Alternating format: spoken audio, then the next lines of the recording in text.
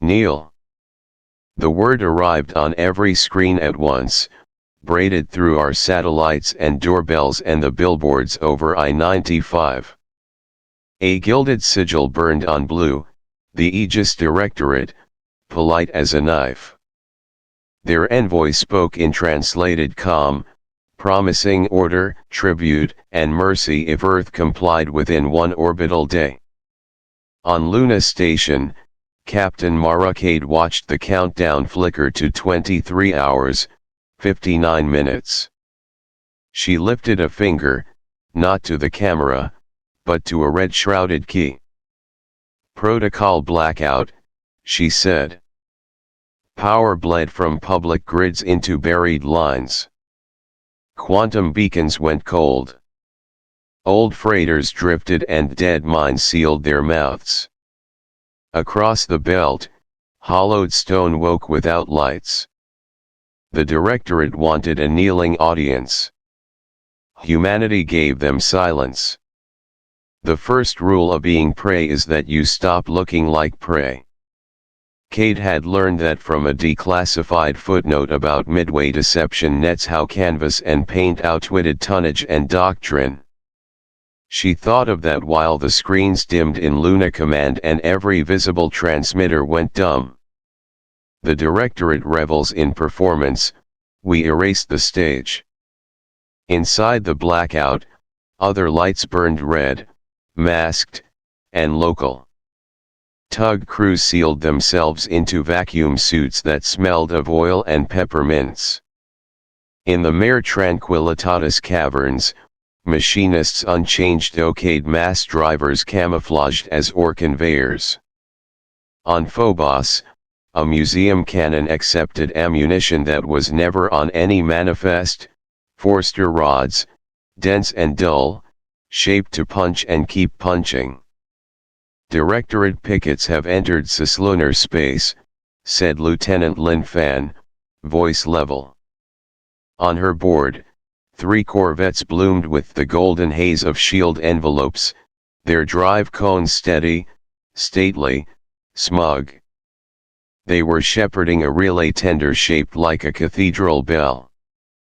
Cade let the beat stretch, measuring her pulse against the quiet room. Hold civilian habitats dark. No heroics, no protests, she said. If they can't see, they'll guess. Make them guess wrong. On a private channel, bring the conveyors to 90%. Phobos, you're green when they angle to the limb. The Directorate announced itself on a beam none of our snuffed antennas should have heard. That was the point. Their envoy's face arrived via passive scattering gleaming, pupil-less eyes cool as old coins. We do not wish to harm, it said again. Surrender governance and resource tithe. An orbital correction will be performed for compliance. The camera panned, granting Earth a view of its own auroras, as if for a tourist brochure. Tourists, Fan muttered. Tourists who bring their own museum rope, Cade said. On the rim, the corvettes radiated with that smug blue, their shields tuned to bloom under particle heat and laser flux. Cade had studied their doctrine until it felt like a language. Shields love photons. They hate momentum. She thought about old histories, about the Warsaw radio crackling courage under occupation, not because defiance wins battles but because it invites neighbors to imagine winning. Phobos confirmed solution, Fan said. Fire, Cade said, and the belt answered. Rods moved without drama. No tracer, no hiss, just numbers crossing a void. The first 3 were deliberately sloppy, a fisherman's cast to make the school dart. The corvettes flinched, their shields rippling in pretty auroral sheets that the news feeds would have adored if news feeds were still on. The fourth rod arrived at the angle where shield harmonics carried least, a bias recorded by an engineer who once lost a wrench in free fall and noticed the bruise pattern on her thigh. Blue crumpled. A corvette spun like a coin clapped between palms. The relay tender jetted, surprised, slanting toward high orbit as if height would mean safety. Phobos spat again, and the bell rang in vacuum, a mouth caved in. "Hold fire," Cade said. "Let one run." "Captain." "Let them carry the myth home," she said. "Not the one they came with." On Luna, tug crews nudged debris into predicted lanes. On Earth, kids stared at blank tablets and fathers told stories by candlelight. In the Indian Ocean, a trawler lifted a net and found a sealed crate that belonged in no ocean at all, stamped with a raven and a star. The crate would go to a quiet pier, and from there to a foundry yawning inside a hollow stone. We call that fate. The Directorate calls it smuggling. Logistics veterans call it Tuesday. Cade let herself look once at the planet, half in shadow, blue as a kept promise. We don't shoot habitat arcs, even if they mask a ship, she reminded the room. Proportionality, we hit what hits. We keep what we capture. Historically, fans said, that last part gets attention. Good, Cade said, and watched the golden enemy recoil behind the curve of the world, a wounded cat hiding in tall grass. Tell Phobos to reload. Tell the conveyors to look tired. We are poor, and we are harmless, and we are very busy. The countdown on the envoy's message reached 23 hours, 12 minutes, then hiccuped, then froze. In the glitch lived a truth: you can't demand kneeling from a house that just turned out the lights and rearranged the furniture. The Directorate had arrived to collect tribute. Instead, they had to count. The tender didn't die, it sulked. With its bell mouth crushed, it limped toward a higher perch and dumped small objects into micro-orbits that glittered like spilled beads. Cade's board tagged them as relay seeds, quantum-linked pebbles, each a promise of perfect communication with someone far away who expected obedience close to here. "Boarding team is set," said Fan. On the lower deck, 12 Marines double-checked seals. Their patches carried no flag, just a stylized harbor at night. The old name for our project had been Night Harbors, back before journalists started saying Black Armada like it was a curse or a lullaby. "Keep the cutters dark," Cade said.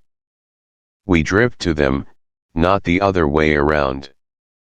The cutter crews exhaled together, then let physics do what physics does when wind is just a metaphor. No drive flares. No radio. Grapples kissed alloy.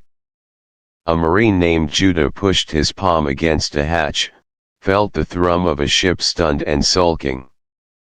He looked through the port at a corridor where the light tasted wrong, too clean, smelling of citrus and grief. "Breach," he said softly, and the hatch made a sound like an old book easing open. Inside, the Directorate relay was cathedral beautiful, ribs and arches and whispering fans. In the center hung a coolant-sheened organ of dark crystal coherency lattice, the heart that let a voice ignore distance without ever crossing it. Judah thought of his grandmother's radio, one that needed hands to tune it and ears to forgive it. This machine needed neither. It did not ask. It simply was. Prisoners were a problem you design for long before you meet them. The three relay technicians they found wore the same pale serenity as their envoy. They did not plead. They observed. When Judah offered water, the oldest shook his head and said, "We do not consume during an operation." "You're done operating," Judah said. "Now you're consuming." He left them with a medic and reached for the organ's base with fingers that trembled. Engineers have a way of praying with their tools. He wasn't religious, but he knew reverence, and he knew theft. "Cade, we can lift this intact. We'll need a cradle and microclamps." "Do it," Cade said. "Fan, paint me a quiet lane through their glitter. I want this in Luna Cavern 2 yesterday." Stealing a heart teaches you about circulation. As the coherency lattice came free, the relay seeds wobbled in their little orbits, their entanglement shivering with loss. Fan's team released a fog of chaff and mylar petals that reflected nothing but made the Directorate's prediction engines go drunk. The cutter exhaled once, a sigh more than a thrust, and the crystal crossed that gap where ownership changes. On the way out, Judah passed the senior technician again, who asked, almost academically, "What will you do with it?" "Listen," Judah said. "And talk." Cade did both. The lattice sang in Luna's throat like a storm glass. "We learn the Directorate's quantum language not by breaking it impossible but by exploiting the same plumbing they used to boss us around." The lattice was a mirror. If you said it just so, you could angle their voice back at them, and you could smell the rooms where those voices were made. First proof arrived as a cough of song. Fan translated, eyes narrowing. Status request from a sector node. They think their tender dropped a routine package. They want confirmation. "Confirm," Cade said, "that Earth has complied with public order protocols." Fan hesitated. "No lies about safety or hostages," Cade added. "We tell the truth we want to be true. Earth is orderly because we made it dark and quiet. That is a kind of order." Fan's mouth twitched. "Copy." The lattice threw our answer across a distance that would take a radio years and an empire a habit. Somewhere, a clean room logged compliance.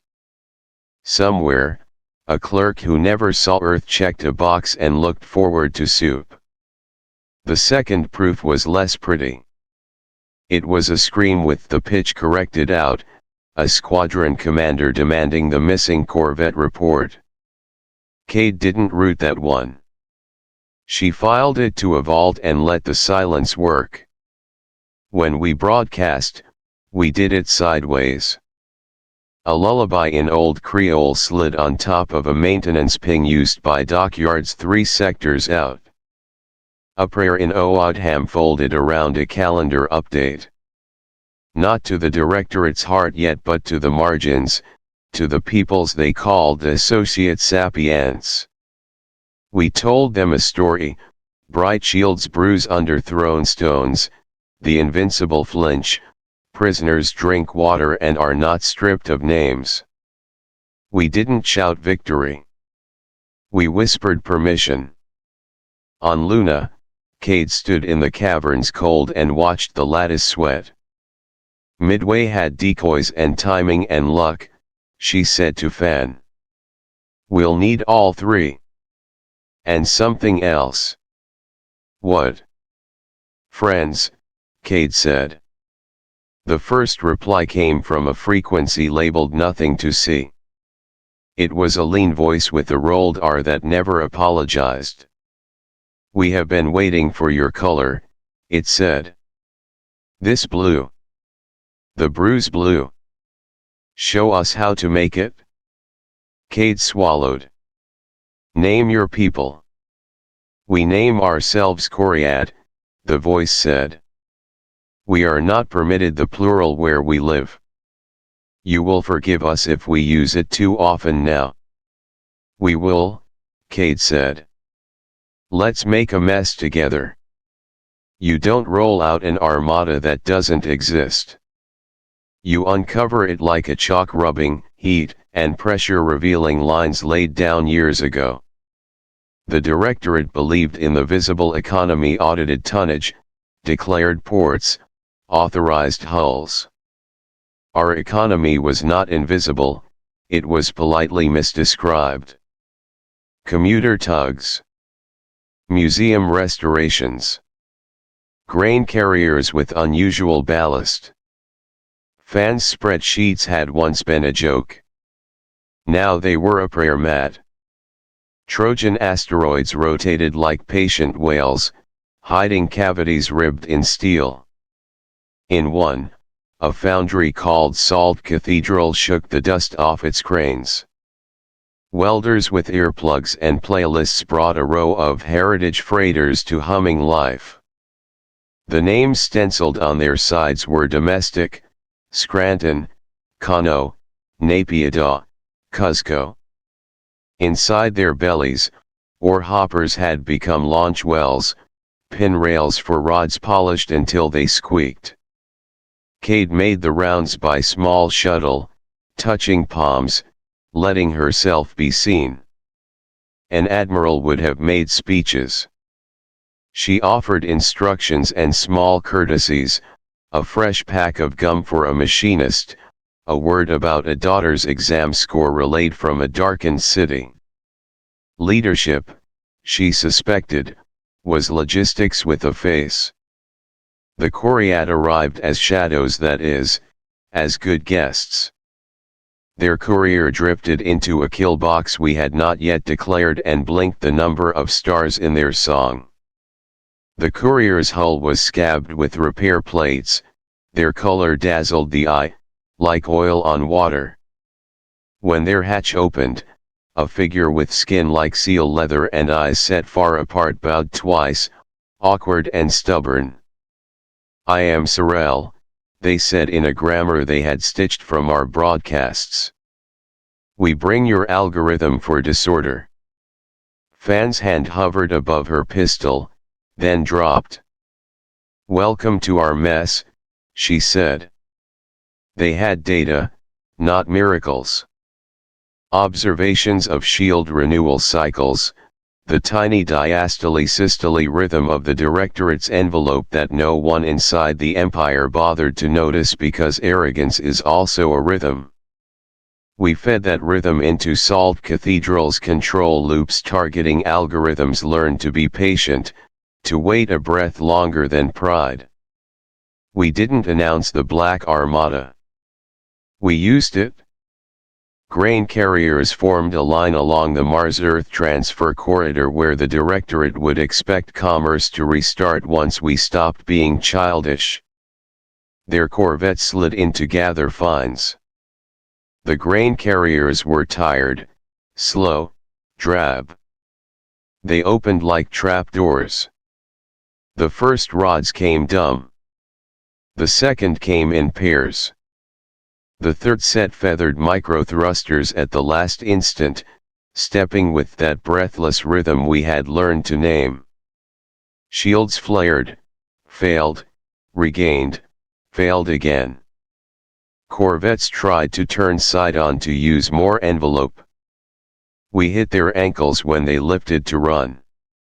Record, Cade said. Not for us. For them. On the coherency crystal, the them widened. We didn't send a triumph montage. We sent maintenance, grease and grit, a Koryat technician in a patched jacket humming while a human teenager held a light, a Lagos bosun telling a Latoan pilot a dirty joke about rivets. We sent the moments after, with medics kneeling by Directorate sailors who had stopped pretending not to be afraid. We sent our rules of engagement, unromantic and rigid, We do not target habitats, we prioritize capture, we publish treatment logs. Just war is not a trophy, it's a leash you put on yourself because power without it becomes the thing you're fighting. Doctrine shifted. We stopped thinking about defense lines as walls and started thinking about them as nets. The Directorate's supply lanes grew nervous, we made them paranoid. A commuter tug parked at an angle that forced a convoy to drift into a microdebris field we had salted the week before. A derelict bust signals from a fake warehouse and wasted a day of their time. In a belt canyon, a barge named Dunkirk because whoever named it had a sense of humor and history moved refugees out while we moved weapons in, and a Directorate patrol found only blankets and crayons when they finally made their inspection and left embarrassed and slightly warmer. Psychological warfare is not always fireworks. Sometimes it's paperwork and taking the last donut in the break room just before the bully arrives. But sometimes it is fireworks. Fans spliced our voice into the Directorate's holiday broadcast of Public Oath Day, clean uniforms, and choreographed flags and turned the chorus into harmony. When the chorus hit, half a dozen associate worlds heard, under the sanctioned words, the beat of our rods hitting the breath between shield pulses. Not a call to arms. A call to timing. The admiral the Directorate finally sent was named Calyx, or so he styled himself. He came in a ship shaped like an answer and did not hide his dry plume. He promised reckoning for terrorists. Cade promised him a map. That was the difference in their religions. Let him write his schedule, she told Fan, smiling without kindness. We will write his route. Calyx's plan radiated the simplicity of someone who has never been told no. He would sweep Sol with layered pickets, reassert the relay lattice, and perform corrections on any habitat that stayed dark. Correcting meant nudging orbits with contempt. It was a polite way of threatening to drop a sky on a neighborhood. Cade did not meet simplicity with complexity, she met it with sequencing. We don't stop the sweep, she told the room. We move the riverbed. Salt Cathedral belched out not ships but the memory of ships, transponder ghosts, power signatures that smelled like corvettes if you squinted. Our heritage freighters staggered into view along predictable lanes, broadcasting apologies for engine issues. A hospital ship with its lights glaring and its bay doors theatrically ajar drifted where Calyx's second line would want to tighten. It wasn't a hospital ship. It was a mirror. Meanwhile, the Coriat courier led a small swarm into a place with no name in our catalogs, a scooped-out rock in the Akiran catalog where the Directorate kept a Shield harmonics archive. It was a library, which made Cade's stomach knot. Libraries should be sacred. This one was a weapon. We go surgical, she said to the boarding team. No fire in stacks. Judah grinned. Mom taught me not to dog-ear. The operation felt like theft in a museum, quiet, gloves on, weight balanced in the solace. The archives docents engineers too proud to be afraid insisted on reciting a policy about authorized access until Judah's squad introduced them to a polite sedative and post-it notes explaining where their coffee mugs would be when they woke. The prize was a slim data wand and a mathematician with ink on her fingers who, after a long look at the Coriat, said, "You saw the beat." I wrote it. It's elegant. Elegance is wasted on bullies, Sorrel said softly. Come with us. She did.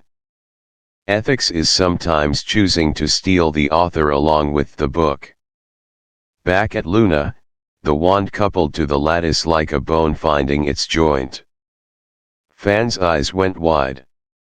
Calyx is ordering a demonstration on Arcology 12, she said. He thinks fear will pull the plug on our blackout. Cade closed her eyes and pictured faces. Faces always help numbers behave. We crash his message, she said. We talk to the Arcology first. The answer was a school principal with sleep in her voice and a spine like rebar. We can evacuate to the shadow side, she said. We've rehearsed fire drills for weeks. Didn't think I'd use the one labeled sky. You'll never teach that word the same way again, Cade said. 3 minutes.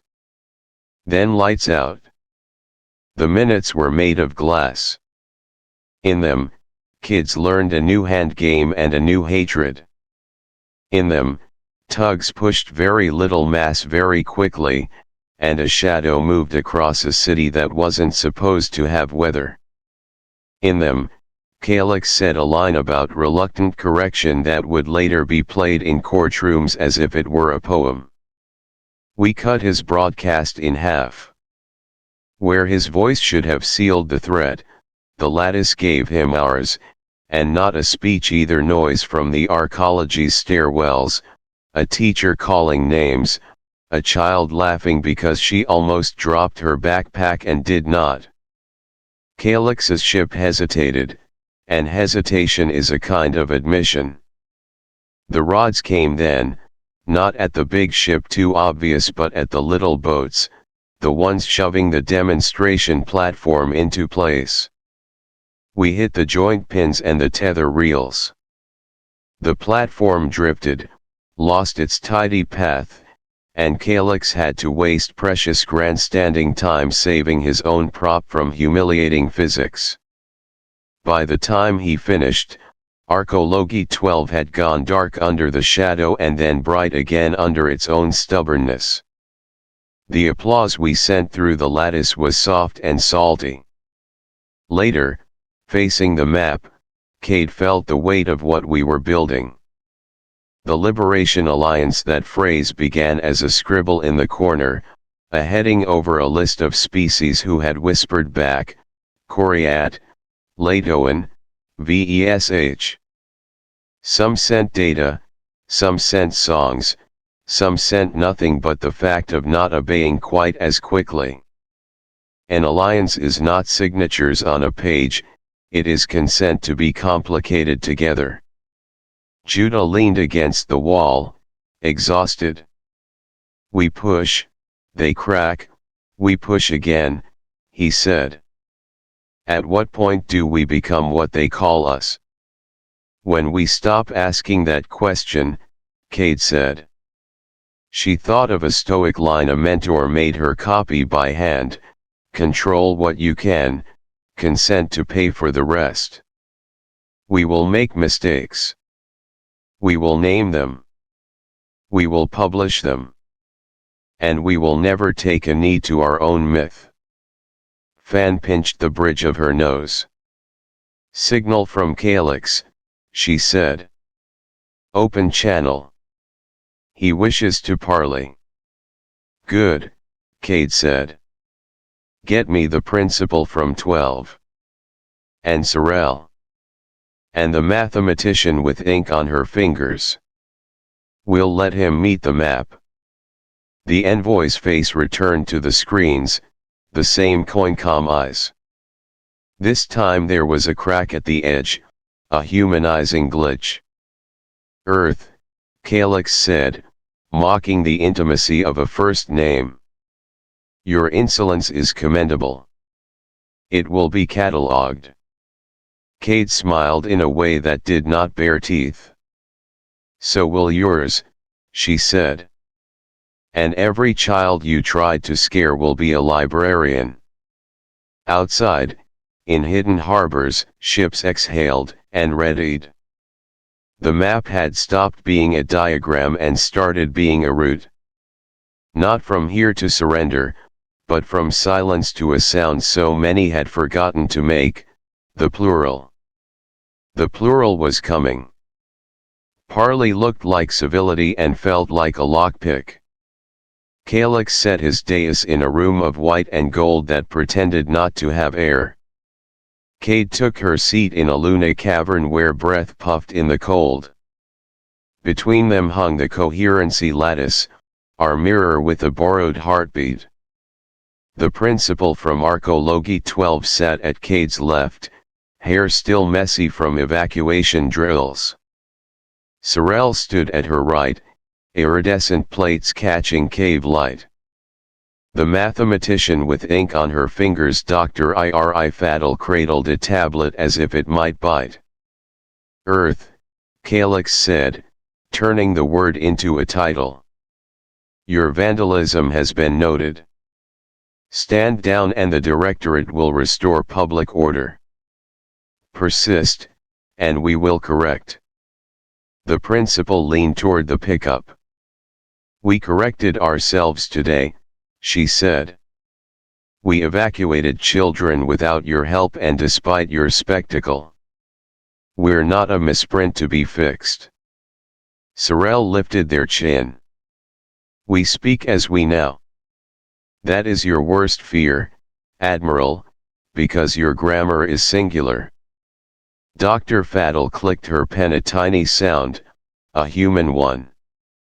Admiral, she said softly, addressing her former employer, your shield harmonics show a renewal trough at intervals you've called negligible. They are not negligible. We will publish ethically.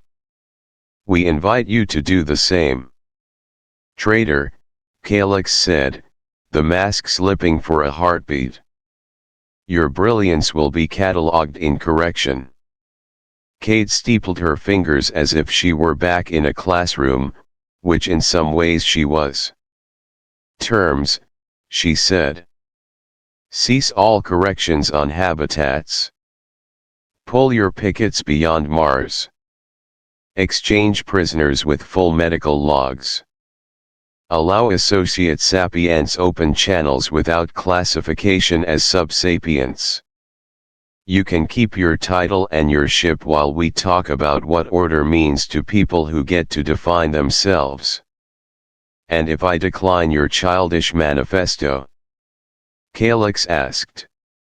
Then we keep taking your bells and singing into them, Cade said.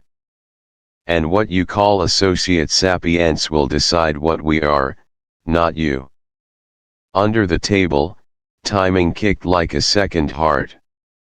Judah's team was in a cutter drifting toward a relay seed Calyx had tossed hours earlier, a bead among beads.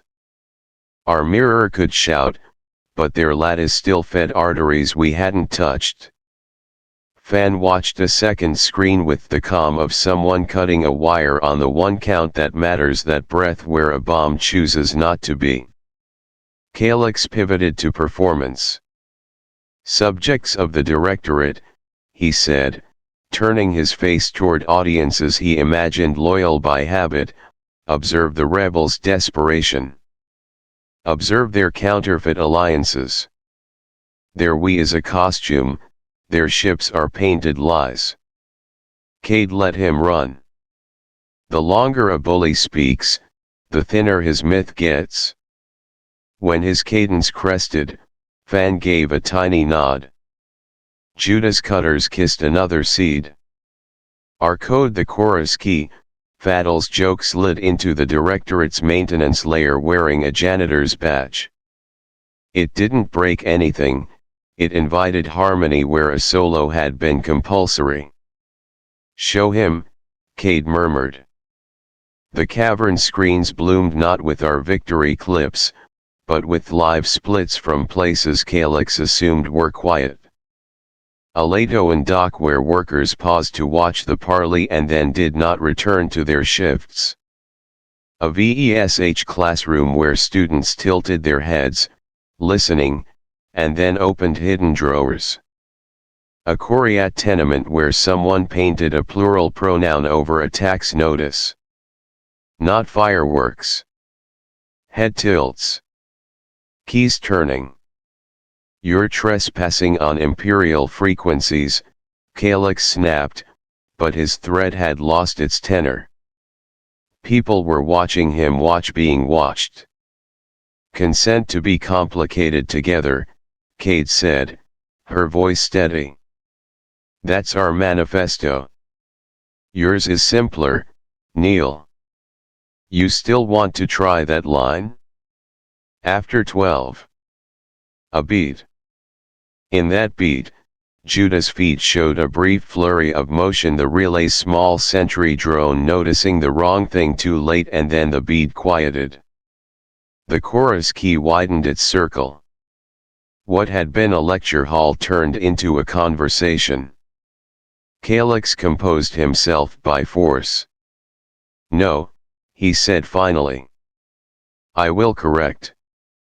Cade nodded as if he'd answered a survey. Then understand this correction, we are not hiding. We are hunting. Your schedule is now our map.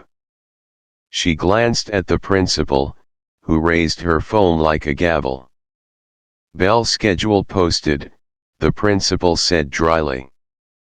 Recess at your expense. We cut the channel before Calyx could savor his own echo. Fan sagged, one hand to her temple.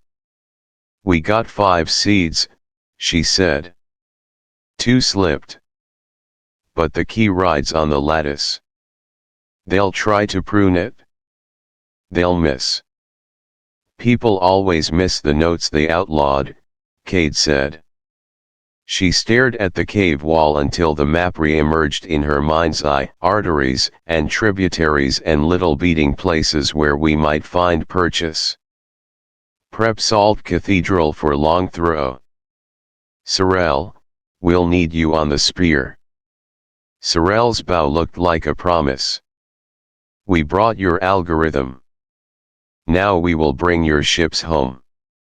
We stopped calling it defense. That's not posture, it's physics. When a predator believes its field of fire is the world, you make the world an angle. Calyx rolled new pickets and fresh gold into the transfer lanes, confident his schedules would herd us back into the pen labeled compliance. We labeled the lanes by their utility, not for today, ruin their morning, bait for pride. The heritage freighters nodded like sleepy oxen and then bared rails instead of teeth. Tug crews who knew every pothole in the corridor made those potholes move. Shrouded barges vomited mylar at scientifically irritating intervals. The Koreat courier led school after school of rods into the diastole between shield beats with the patience of a hummingbird. Doctrine loves a clean diagram. We made smudges. A corvette's captain, trained to widen exposure under kinetic threat, rolled obediently into a doublet that we had offset by half a breath, half a prayer, so the second rod married the first inside his envelope. Another, braver or more tired, dove to cover a tender and caught a set of flechettes meant to shear off tether reels. No fireworks, just a ship gone slack, the way a lie sags when it runs out of borrowed belief. Calyx adapted credit where due. He started splashing, detonating micromines to fill our lanes with static. We adapted our adaptation, feint a lane with transponder ghosts, slip left with meat. We hunted now. That is a terrible verb if you lack a code. Ours remained posted, no habitat arcs under any condition, capture when possible, publish logs. Sorrel enforced that with the ferocity of a convert. The first time a young human gunner asked if a refugee barge might be masking a weapons skid, Sorrel laid their palm over the kids on the trigger. If you must be wrong, they said, let it be in the direction that leaves children alive. Dr. Faddle took the chalk room in Salt Cathedral, a space where engineers had once written schedules, and turned it into a conservatory. Shield math scrawled across slate in looping hands. Young technicians paired off, one reading harmonics, one timing mass driver pulses like a percussion section. Music did what math could not always do, taught breath. Cade watched a trio of apprentices clap the rhythm in round, off-kilter and then suddenly together. She thought of code talkers and the way a language can be a wall or a bridge depending on who taught you to hear it. The chorus key bloomed. We had promised no lies, so we didn't lie. We asked questions instead. In the Directorate's own maintenance traffic, banal as a shopping list, a query would ride, "Why does your shield beat? Why is your oath day not for oaths but for fear? Why is your ledger afraid of the plural?" Clerks shrugged at first. Then some shrugged slower. We took a node next, not a flagship, not a theater, a node. Bureaucracy's heart is not the admiral's chair but the clerk's desk. Judah's unit came in soft-footed where Calyx assumed hard noise. They found a watch officer with a child's drawing magnet to her console, 2 sons and a boat. "We're here for the quantum bus," Judah said, and the officer nodded as if this admission had relieved a headache. She pointed. On the way out, Judah left a note where the drawing had been, "We will mail this back when it's over." The bus gave us lanes we hadn't known existed. We didn't collapse them. We signposted them. Our broadcast that night, nestled in a gardening forecast on a fringe world, showed routes out for refugees, routes back in for engineers willing to take a pay cut in exchange for not being asked to terrify children. Logistics veterans called it Thursday. Calyx stormed a mine at Ceres to prove he still could. He found an empty shaft, a polite note about safety violations tacked to a beam, and a row of bolts left unscrewed to tempt a sloppy inspection into injuring itself. He raged, and rage made him precise in the wrong direction. He started late, ended late, missed the breath. Meanwhile, something shifted in us. Pursuit doctrine changes a crew. Sleep becomes a loan you pay back with jokes. Fan wrote timing down her arm when she ran out of paper, ink bleeding under sweat. In a quiet hour on the bridge, Mara Kate unspooled a thin reflection to no one in particular. "Just war isn't a banner," she said, "it's a curb. You notice it when your tire bumps it. The day we stop bumping, name the day, and I resign." "Noted," Fan said dryly, and slid her a gum. The administrator of the VESH liminal port sent a message without signature, "We will look away tomorrow." Not a pledge, but space. We used it to snatch a directorate depot so cleanly that its inventory logged itself as delivered to we. A joke, a typo, a seed. By the time Calyx pulled his fleet back toward the Aegis Gate, their grand choke point, their answer-shaped shipyard, we weren't guarding Sol. We were escorting our courage into their maps and finding, to our mingled terror and delight, that the maps were full of people who had been waiting for a beat no one taught them to clap. The first planet to say it out loud was Latoan Tide 3, a place of rope bridges and thermal chimneys and songs you can feel in your bones if you lie on the right basalt. Their council didn't issue a declaration. They printed a ferry schedule that included 3 ports the Directorate refused to acknowledge existed. That schedule traveled farther than any manifesto.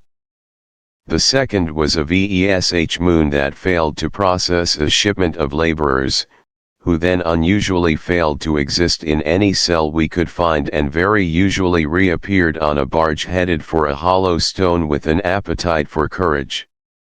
We didn't orchestrate uprisings. We tuned. The chorus key projected not orders but timing marks.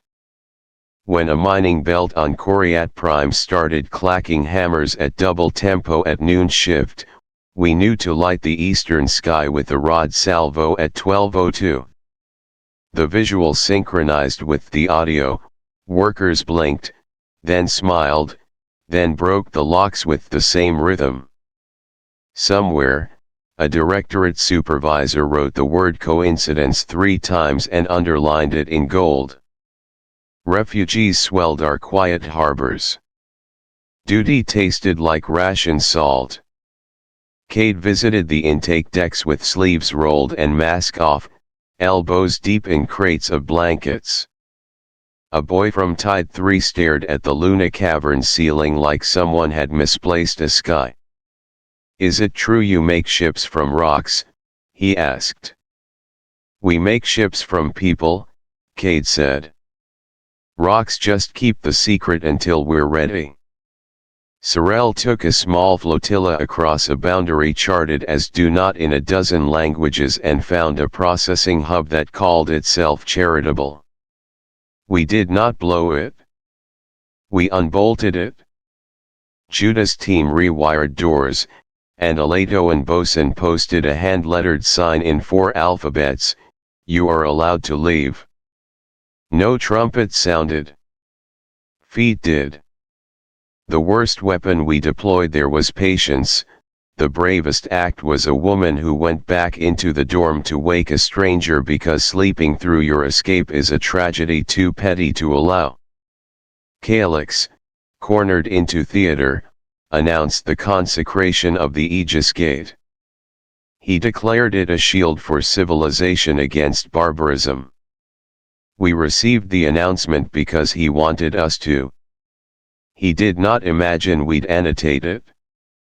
Fan overlaid the harmonics Dr. Faddle had extracted. The gate wasn't a shield. It was a hymn to a particular rhythm of power. Hymns can be reharmonized. We faced our cost. A directorate captain set a line of picket ships across a civilian corridor and dared us to break it by hitting a habitat arc used as camouflage. "They think we'll blink," Judah said, jaw tight. "We will," Cade said. "We will blink and then find another way." The other way looked like failure for a while. Boarding into a spinning arc is surgery performed in a mirror by someone riding a bicycle. We lost time. We lost a cutter's nose to a handrail that should never have been in the way. Judah took a bolt to the shoulder and swore in 3 languages. Fan did math with tears standing in her eyes like lenses. Sorel sang, a Coriat working chant that keeps hands moving when fear tells them to freeze. The chant is mostly vowels. It sounds like a wave refusing to apologize to a rock. We got through. We sealed the Ark's engines and slung an apology into the public address in case anyone had been napping. We let the habitat ride the drift while we carved out the escorts like rotten planks from a dock. When it was done, Cade stood in the airlock and pressed her forehead to Judah's. "You good?" He grimaced. "Define." "Alive," she said. "Still able to ask that ugly question about becoming them." "Then yes," he said, and let the medic bully him. Our broadcast that night was not a highlight reel. It was a long shot of a corridor with scuffed floors where former laborers sat and studied a diagram of the Aegis Gate drawn in soap on a wall. Dr. Faddle's voice narrated gently, explaining not just where to aim rods but why not to aim them there if a habitat is within the hazard cone. We will make our ethics boring by repetition, she said. Boredom is the bedrock of freedom. More worlds answered, some with whispers, one with laughter. The VESH declared their harbor fees payable in stories for 1 day and jammed a registry with tales of small braveries. A note administrator sent us the exact shape of a rubber stamp used to approve corrections. We printed one and used it to approve the removal of itself. Calyx gathered what he called the civilizing fleet at the gate, and we named our plan in chalk, Quiet Rain. Not a storm. A timing. Not a victory lap. An invitation to sign something hard. The Aegis gate hung like a crown set to fit only one head. It was beautiful by any honest measure, ribs and spindles, light passing through math so precise it hummed. Calyx arrayed his ships in petals around it, confident in the doctrine that had escorted his life like a private orchestra. He broadcast liturgy, we tuned instruments. Salt Cathedral exhaled everything it had, heritage freighters filed honest manifests and then opened false bottoms, tugs yawed like drunks to present boring profiles, museum cannons pivoted with the snarl of grandfathers refusing assisted living. The Liberation Alliance Coriat, Latoan, VESH, and the uncounted slid into positions unrehearsed and somehow exactly right. We did not match his line. We made a field of small obligations. Judah's team wasn't on a cutter, they were inside the gate, 3 steps ahead thanks to a dock worker who had mailed us his badge and his resignation in the same envelope. Dr. Faddle moved through the service corridors with the heart rate of a pianist taking stage. Sorrel watched the harmonics on a handheld and whispered when to wait. Wait, Sorrel said. The rods trembled in their wells, patient predators. Fan's voice counted not 1 2 3, but the rhythm we'd taught 100 hands, offbeat, catch breath, lay in. The chorus key hummed in maintenance channels, not shouting, clucking its tongue at missynced relays, suggesting corrections like a fussy ant who happens to bake the best bread. Calyx spoke. We let him. His voice skated over our hulls and scraped nothing. The gate sang back to him as designed. We answered in the breath between. Now, Sorrel breathed. Quiet rain fell. Not a barrage syncopation. Rods arrived not on a drumline but on a heartbeat. The first wave kissed the outer petals where shields were thickest, a decoy to make doctrine preen. The second arrived where no one expects rain, under the eaves, at the gutters, at the brackets that hold banners. Shield envelopes flared, recovered, faltered exactly as Dr. Faddle's ink-stained math predicted. Tenders tried to spool correction platforms into place, flechettes unseated their pins. A corvette turned side-on to widen its envelope and took a pair of rods at ankle and throat. Inside the gate, Judah hit a panel nobody had labeled and grinned when it hissed access in a language too polite to prevent treason. Dr. Faddle slid the wand home. The hymn changed key. The gate didn't die. It sighed. Kate opened the channel not as a captain but as a teacher. Calyx, she said, steady, the doctrine you love is wounded. Not dead. It can be reharmonized to protect without subjugating. We are offering that. We will teach you and we will publish the syllabus.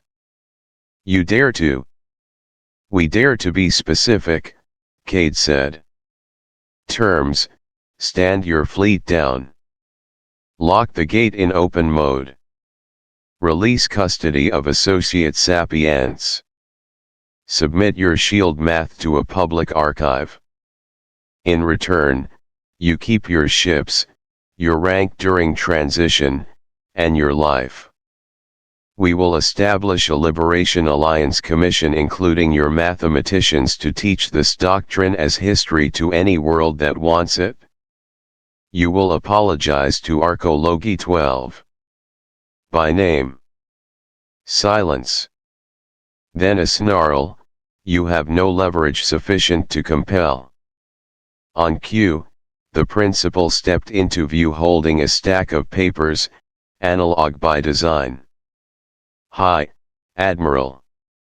I brought our bell schedule. I'd prefer not to evacuate during lunch ever again.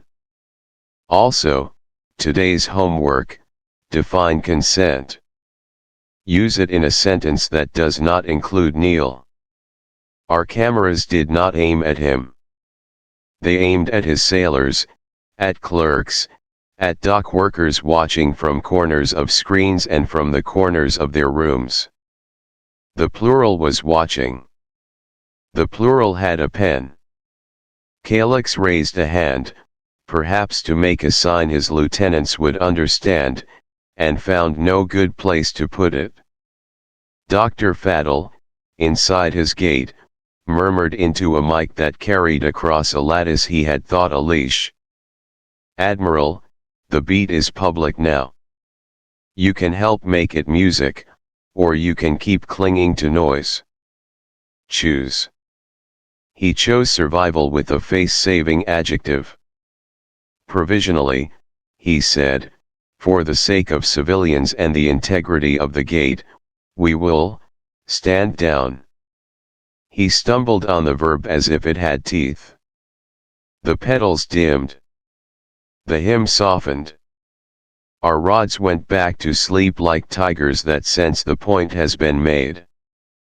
We did not cheer on the open channel. We exhaled in private, and some of us cried into the collars of people we trusted. Terms became actions. The gate opened and stayed. Custody lists arrived, and we underlined names until our wrists cramped. A commission formed, crowded and noisy, in Salt Cathedral's chalk room, now a classroom. Sorel taught a unit on ethics translated into Koreat vowels. Dr. Faddle lectured on harmonics with a pen that still clicked. The principal taught a seminar on drills that do not terrorize. Judah mailed a child's drawing back to a node officer with a note, paid. Cade took one last walk through the cavern and touched the coherency lattice as if it were a holy relic or a broken instrument you keep because it taught you a song. We will be wrong again, she said to Fan, who was rubbing ink out of the grooves in her arm. We will fix it in public. That is the lever. Fan nodded. Map. Route, Cade said. From silence to plural. From kneel to teach. Outside, ships headed not for parade but for ports that needed water, ports that needed teachers, ports that needed to hear, in a dozen alphabets, that the plural is allowed. The Black Armada didn't disband. It demobilized into habits, transparent logs, loud ethics, stubborn hope. The Directorate didn't vanish. It learned to keep better books. And in classrooms on planets that had been told to be grateful or else, children clapped a rhythm someone had smuggled to them in a gardening forecast, and they laughed at how simple it felt to keep time together.